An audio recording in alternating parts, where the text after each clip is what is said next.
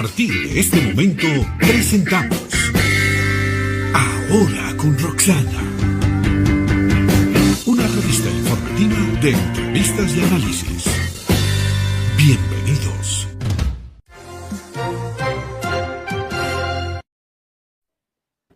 Hola, ¿cómo están? Bienvenidos a este nuevo espacio de los programas Ahora con Roxana. Soy Roxana Lizárraga, exministra de Comunicación, periodista, abogada, ahora en el exilio. Y tengo el gusto de presentarles el día de hoy a una joven política, licenciada en Relaciones Internacionales, pero una activista prometedora. Gabriela Punket, voy a pedirte por favor que le hables a nuestra audiencia, que te presentes, porque este no va a ser un programa único. Con Gabriela vamos a trabajar varios programas desmontando el movimiento woke. Adelante, Gabriela. Hola, buenos días a todos. Sí, mucho gusto de estar aquí, encantadísima. Espero poder cumplir con sus expectativas con esta entrevista y bueno, informar un poquito a las personas sobre qué es el movimiento woke y todo lo peligroso que está sucediendo con nuestros niños, con nuestras familias. Como dijo Roxana, soy activista política, pero bueno, aquí en el estado de Utah, pero también pues defiendo los derechos humanos y todo lo que tiene que ver con Cuba, con defender a los niños. ¿Quién es Gabriela Punket? Bueno, sí, como Roxana decía, soy cubana y vivo en el estado de Utah. Yo estudié Relaciones Internacionales aquí en la Universidad de Brigham Young University en Idaho.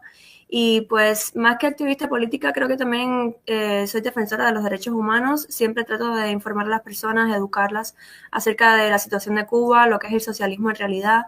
Y bueno, hoy precisamente vamos a estar hablando sobre lo que es lo woke, que está relacionado con socialismo, marxismo y todo eso. Exactamente, pero además, ¿cuál es el tipo de activismo que hace Gabriela? Le contemos un poquito. Ok, pues por ejemplo aquí en el estado de Utah yo he participado en las sesiones legislativas en el Capitolio, he participado defendiendo, abogando por biles o en contra de biles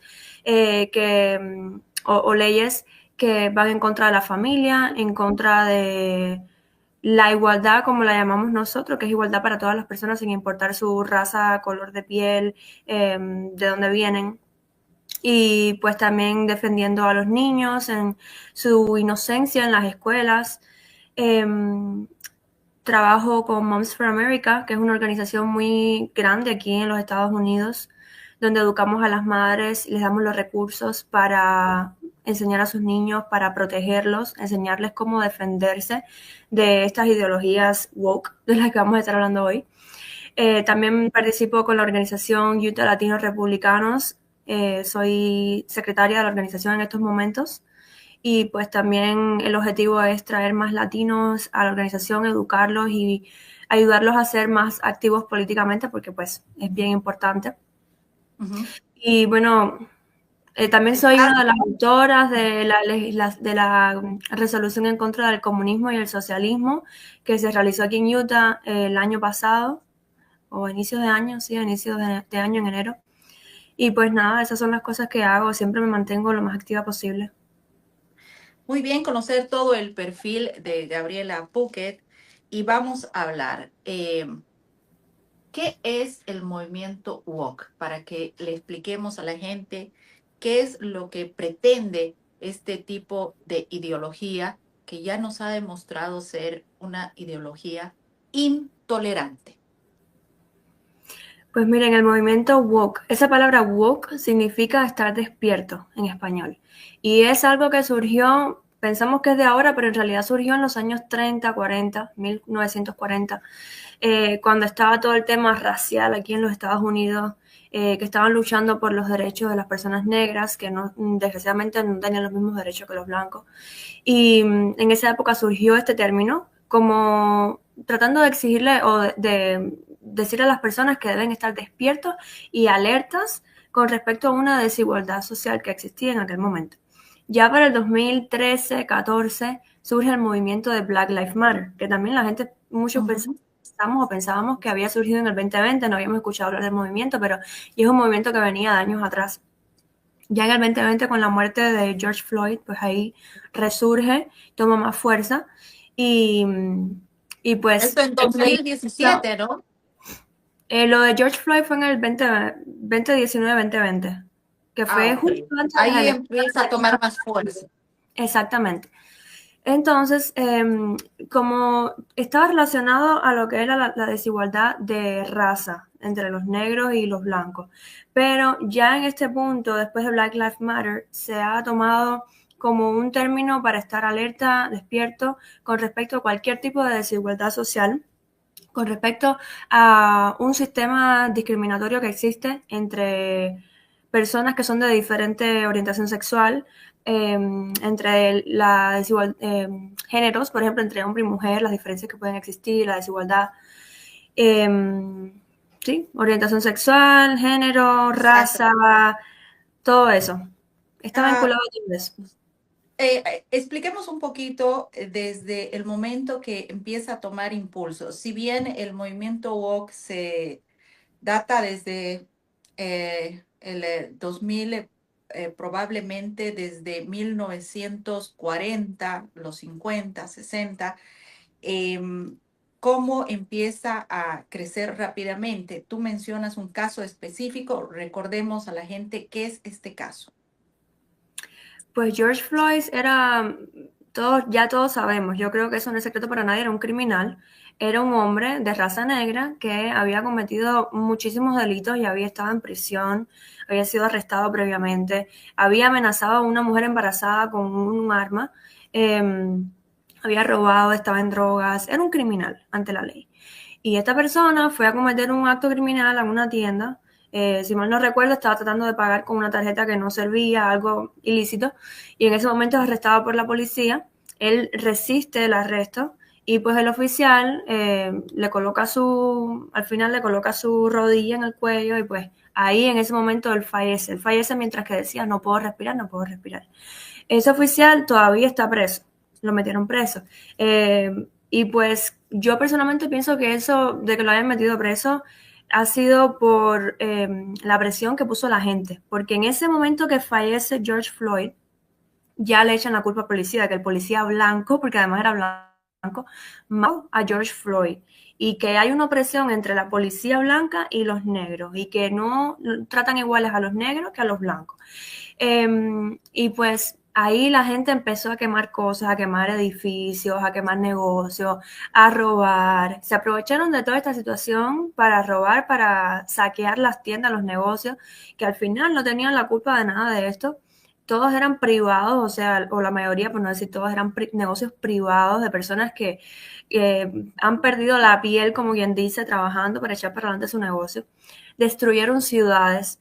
Todo esto en nombre del movimiento de igualdad racial a raíz del asesinato de George Floyd. ¿Y por qué digo asesinato? Porque al final se ha descubierto que este hombre en realidad estaba bajo las influencias de la droga. Él estaba drogado. Cuando le hicieron la autopsia, pues se dieron cuenta que tenía altos niveles de drogas, de diferentes drogas, y le hayan puesto la rodilla o no en el cuello, lo más probable es que hubiese fallecido igual. No hay una prueba de que esa rodilla aquí en el cuello fue lo que hizo que él no pudiese respirar y que lo mató. Exactamente. Hablamos de este tipo de ideología intolerante y que prácticamente se define, una de las definiciones es, por ejemplo, si soy blanco, por definición, soy racista, ¿no? Em, es decir, que todos estamos durmiendo cuando decimos la palabra woke, alerta.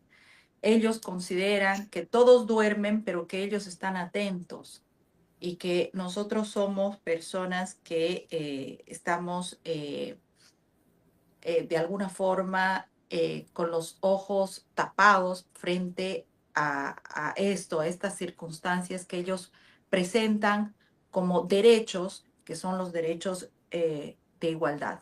Si bien la realidad es que los hombres son hombres y las mujeres son mujeres, Lo que promueve este movimiento woke es el adoctrinamiento que están llevando a las escuelas.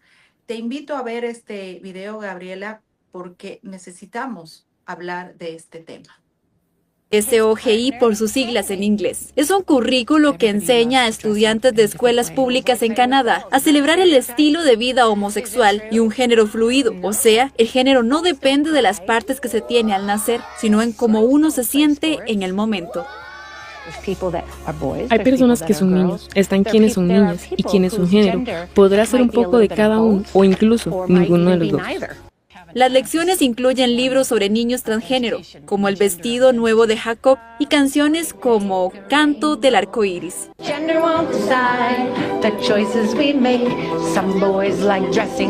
Bueno, esto es lo que está pasando en las escuelas en Canadá, también en otras escuelas del Reino Unido, Estados Unidos, un movimiento que está penetrando la mente de los niños. ¿Qué podemos decir al respecto? Esto es súper peligroso. Aquí mismo en el estado de Utah, yo estoy bien vinculada con personas que trabajan directamente defendiendo a los niños en las escuelas. Hay libros que tienen, se van tanto a la educación sexual y a la ideología de género y explicando los diferentes géneros, que ya han pasado a tener imágenes pornográficas en estos libros para niños de primaria. Y las madres de aquí del estado, que eso es también parte de lo que hace la organización a la que pertenezco, Moms for America, lo que hacen es que defienden y van a las escuelas, van a los school boards que le llaman, para pelearse ahí en persona y que quiten esas imágenes pornográficas de los libros, porque es que los niños no tienen que saber nada de esto, de ningún tipo de diferencias de género, para que tú le hables de eso a los niños. Y los padres son los que tienen que tener el poder de enseñarle a los niños la educación sexual hasta donde ellos deseen, y cuando se habla de educación sexual debería ser solamente protección, y, ¿sabes? Lo que los padres deseen hablar con sus niños. Pero esa confusión de que si tú eres niña, tú pudieses ser hombre también, pudiese ser nada, pudiese ser...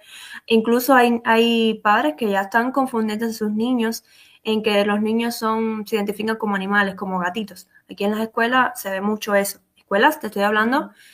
no te voy a decir primaria porque no conozco a ningún niño de primaria, pero podría ser, pero ya de secundaria, high school, instituto, niños que van a la escuela vestidos de gatito, porque se creen gatos, que van a la escuela, pues, obviamente como transgéneros, niños con pelo largo, que se ofenden cuando sus compañeritos no le llaman por los pronombres que la maestra dice que tienen que llamarle, o sus propios padres. Es algo bien preocupante que tengan libros en las escuelas confundiendo a los niños sobre quiénes son ellos. ¿De dónde viene la identidad de cada persona? Pues ya llevándolo al tema religioso también. Los creyentes cristianos saben que ya cuando nacemos ya tenemos un género asignado. Incluso desde que se forma el ser humano en la barriga de la mamá, ya se sabe que ese ser va a tener un género específico. Entonces tenemos a seres humanos queriéndole cambiar el género a un niño, metiéndole en la cabeza que está siendo discriminado porque no le dicen los pronombres que debería ser. Imagínate que un niño tú le estés metiendo en la cabeza, no, tú estás siendo oprimido porque tú quieres que te digan ella, pero te dicen él. Y estás siendo oprimido, nadie te quiere, te faltan al respeto. Y le meten tanto eso en la cabeza que los niños llegan al suicidio. O sea, es algo súper gravísimo. Estos datos realmente son espeluznantes. Vamos a ver esta segunda parte, por favor, de lo que está pasando en los establecimientos gracias al movimiento woke. Solo pensé, ¿quién decidió que está bien enseñarle esto a nuestros hijos? La autora y motivadora Laura Lynn Tyler Thompson es la voz principal que se opone a este currículo. Y vemos resultados de eso ahora, porque algunos niños reaccionan muy emocionalmente y dicen, tenemos temor. ¿Debo luchar de repente con sentirme como un género diferente dentro de mi cuerpo? Carrie Simpson de Culture Ward, otra opositora principal, dice que el currículo no es más que abuso infantil. Todas esas bellas cualidades que hacen hermosas a las niñas y mujeres están siendo básicamente denigradas. Lo que hace que nuestros niños sean niños es quitado de ellos. Equipar a los hombres jóvenes para que sean fuertes, protectores, es algo que ahora es malvado. Pero Morgan Auger, un transexual y activista, dice que es sobre aceptación, no adoctrinamiento. La idea es enseñarle a los niños que hay niños gays y trans. Hay padres trans y gays en nuestra sociedad, y todos son queridos y deseados. Después de todo, eso dice nuestro Código de Derechos Humanos, y el rol de las escuelas es enseñar nuestras leyes, ¿cierto? ¿Qué pretende este movimiento con lo que acabamos de escuchar? Mira, hay muchas teorías sobre cuál es el objetivo de este movimiento y por qué ahora mismo esto es una guerra cultural, no solamente en Estados Unidos, en muchos países. Para mí, mi teoría, la que más apoyo yo, es la destrucción de la familia. Porque cuando tú le confundes a los niños su género, cuando tú los confundes a los padres sobre su rol en la familia, tú estás destruyendo la familia. ¿Y qué es la familia? Sino el apoyo, el soporte principal de una sociedad. Fíjate lo que pasa en Cuba, con la destrucción de la familia, la separación de los padres, los niños que están tanto tiempo fuera de casa, siendo adoctrinados por el régimen. No hay una sociedad, no hay valores de familia, no hay valores de casa, la gente ya no sabe lo que está bien, lo que está mal y hacen cosas malas sin saber que lo están haciendo. Y eso precisamente yo pienso lo que están tratando de hacer en otras partes del mundo. Decirle a la mamá que no, que ella puede hacer lo mismo que hace el papá, o que la mamá no necesita al papá para hacer una familia feliz. Que hay diferentes tipos de familia, que puede ser 2 papás y un niño. No, el niño necesita a la mamá también. Un niño para crecer sanamente, mentalmente sanamente, tiene que tener a su mamá y a su papá, porque los dos son roles muy específicos y diferentes en una familia, son pilares de la familia. Y cuando falta uno, pues esa familia se cae, se desmorona y como producto de eso, pues también se desmorona la sociedad. Y tú hablabas también de la victimización y pues eso está de más decirlo, que los niños ya se creen que son víctimas, personas adultas se creen que son víctimas.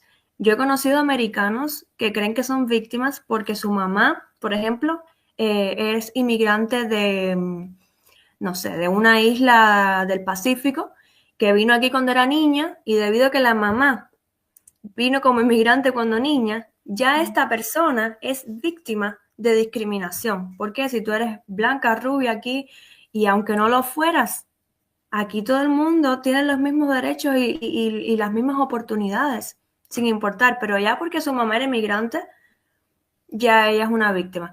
Y eso es algo que yo no quiero enseñarle a mis hijos y es algo por lo que lucho cada día para que los niños del estado y del país no pasen por eso, que no crean que son víctimas. Yo, por ejemplo, que vine a este país siendo inmigrante, con un acento bien fuerte, sin saber casi el idioma, pude ir a la universidad y pude graduarme. Claro, a estas alturas, con todo lo que está pasando, yo me pregunto, ¿y yo entré a la universidad, verdad, por lo que hice o porque soy cubana? Y ahí uno se pone a cuestionar, ¿verdad? Que también es otro problema que trae esta ideología.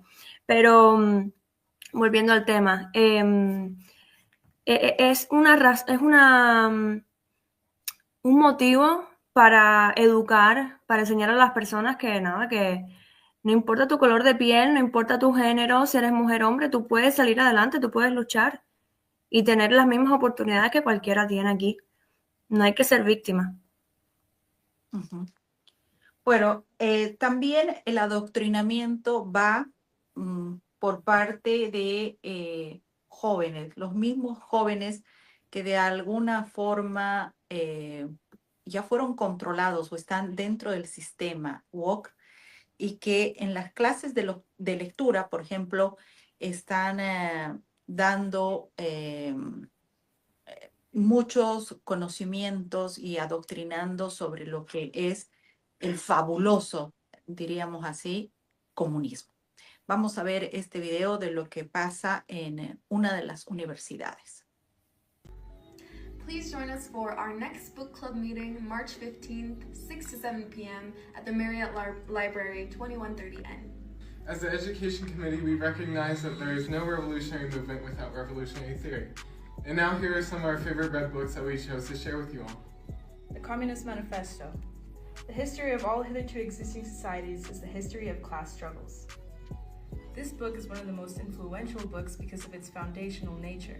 It has been a catalyst for scientific socialist thought and revolutionary movements, which has given the workers of the world the tools to smash capitalism and build a new world. The Wretched of the Earth by Frantz Fanon is one of my favorite red books because it is foundational in its contributions to Marxism that answers the question of decolonization and the colonized proletariat. Theory of Knowledge by Maurice Cornforth. This book is not only indispensable to the approach of scientific socialism, yet also to all forms of science. It challenges all forms of idealism and allows us to contextualize the materialist heritage. Ese es el rumbo correcto. Gabriela, ¿qué es lo que está sucediendo? Veo este video y siento que los jóvenes están en épocas muy pasadas y no están acorde a lo que significa esta realidad en el mundo. Mira, ese video fue grabado en una universidad de aquí del estado de Utah donde yo vivo. Esos jóvenes tienen una organización que se llama Mecha de U, de la Universidad de Utah, así se llama. Y muchos de ellos, lo digo porque ya yo los he conocido personalmente, están en la rama del Partido Socialista que se ejecuta aquí en Utah. Y son personas que han ido a Cuba, van por 9 días y tienen una experiencia magnífica. Luego regresan y pues enseñan a sus demás compañeritos del movimiento lo bueno que es el socialismo. Desde la experiencia que ellos tuvieron, obviamente, porque lo que ellos vivieron en Cuba no tiene nada que ver con la realidad del cubano de a pie. Pero obviamente ¿Qué les enseñan en Cuba? Mucha gente va a Cuba, no sé, creo que les cambian un chip. La realidad es evidente de la tragedia que causan estas dictaduras, pero sin embargo hay jóvenes como estos que, bueno, hablan de los beneficios y lo grande que pueden ser estas dictaduras criminales. Sí. El problema yo pienso que es que muchos de ellos nunca han ido a otros países, ni siquiera sabían dónde estaba Cuba en un mapa hasta que se metieron en este partidito socialista y este movimiento de la universidad. Y pues ahí yo lo digo porque he ido a sus meetings, a sus reuniones, yo personalmente como infiltrada para ver lo que están haciendo. Y veo que como que los van trabajando primero, los van adoctrinando, les van enseñando toda la teoría y luego les dicen, bueno, y ahora vamos a ir este viaje a Cuba. No sé exactamente cómo funciona la parte del viaje, si ellos mismos lo pagan o si es algo financiado, ya eso sería interesante conocerlo. Pero sí, por ejemplo, mandan 3 de Utah, mandan 4 de California, 2 de Florida y así de cada estado. Y ya una vez en Cuba, hacen una brigada donde hay muchos jóvenes de diferentes estados del país. Y ahí los llevan a conferencias donde los siguen adoctrinando, los llevan a, por ejemplo, ellos me dijeron que habían ido a un hospital y habían llevado unas donaciones y las enfermeras, doctores del hospital les comentaban sobre lo crudo y lo malo que era el embargo de Estados Unidos, que por cuenta del embargo ellos no tenían los materiales que necesitaban para trabajar, las medicinas. Y los llevan a restaurantes donde la gente, los cubanos lo tratan tan bien, y no solo porque el cubano sea buena persona, en todas partes hay buenas personas y malas personas, pero los cubanos tienen un doble interés, que es la propina que esas personas le puedan dejar. Tú nunca vas a ser tratado de igual forma siendo turista que siendo cubano, nunca te van a tratar igual. Y ellos obviamente esa es la experiencia que tienen en Cuba. Los llevan a los sitios turísticos de La Habana, los siguen adoctrinando, se relacionan con personas. ¿Tú te crees que ellos van a ir a una dictadura y van a conocer personas así al azar que les puedan hablar mal del país? No, ya ahí todo está preparado. Cada persona que ellos conocen, cada persona con la que ellos interactúan son personas preparadas, enviadas para eso. Entonces ellos, según lo que escuché por parte de ellos tuvieron una experiencia magnífica en Cuba. Lo que más les gustó fue comer en Cuba en una mesa llena de comida, comían por horas, se reían. Eso a ellos les encantó. Y por supuesto, viniendo de Cuba con esa experiencia y compartiéndola con otros muchachitos que ya están preparando para llevarlos a Cuba, ¿qué van a pensar ellos? Que sí, se lo creen. Y yo he hablado en esas reuniones, yo he dicho, no, esto que dicen es mentira, esto es así, yo soy cubana, y a mí no me creen, porque ya el adoctrinamiento es tan fuerte, está tan intrincado, que ya es en su cerebro que ya ellos no me creen a mí, le creen a personas que Exacto. pasaron 9 días en Cuba. Exacto, porque ya están ahí. Recordemos además que los cubanos y con ayuda de los rusos también han hecho muchos experimentos, ¿no? Para tratar con los sentimientos y las emociones. Lo han hecho, estos experimentos lo han hecho con los presos que tiene la dictadura, ¿no? Para ver cuáles son las consecuencias de las emociones. Han trabajado esto que han planificado muy bien su manual para vender el comunismo, para vender el socialismo y trabajar en la mente de los posibles víctimas. Ellos sí pueden ser unas víctimas, ¿no? Ven una víctima débil en la cual se puede influenciar, reconocen algunos rasgos tal vez raciales, diferencia de color de piel, como tú mencionabas, ser latina, por ejemplo, ¿no? O ser blanco o ser moreno, ¿no? Reconocen algún tipo de diferencias y los captan, ¿no? Captan y los llevan a este mercado para seguir vendiendo y hacer que crezca el socialismo, ¿no? Algo interesante es que en ese grupo, en esa rama del Partido Socialista aquí en Utah, la mayoría, si acaso uno solo, no había nacido aquí en Estados Unidos. Todos habían nacido en Estados Unidos. Uno había nacido en Venezuela y los padres inmigraron a Estados Unidos cuando era muy chico. Y él culpa al embargo de que sus padres hayan tenido que emigrar desde Venezuela. Entonces, ¿por qué se viene a un país que le puso el embargo a su país? No tiene sentido, pero esa es su justificación. Y había otra chica que era hija de mexicanos, pero había nacido en Estados Unidos. Ella se identificaba como mexicana, no como americana. Se identificaba como latina. Se identificaba como una víctima de la opresión racial, que ella me decía que ella había sufrido mucha discriminación en las escuelas, que el sistema no era justo para ella, solamente porque era de descendencia latina. Entonces yo me puse nuevamente a mí como ejemplo. Le digo, mira, tú naciste aquí, tú naciste con todos los recursos del mundo, hablando inglés perfectamente sin acento. Yo tuve que peleármela, porque yo no hablo inglés perfecto, yo tengo tremendo acento y tuve que estudiar súper duro para estar en la universidad. Sí, pero tú eres blanca, fue lo que me dijo. Entonces ahí se ve el verdadero racismo. ¿Cuál es? Porque ¿cuál es la diferencia entre una latina blanca y una latina más mestiza?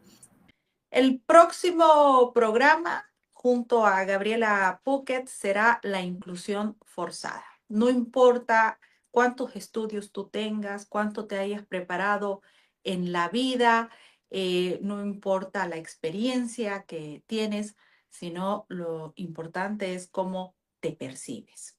Ese es el movimiento woke, esos son los detalles de los que vamos a conversar en un próximo programa con Gabriela Puckett, desmontando el movimiento woke. Muchas gracias.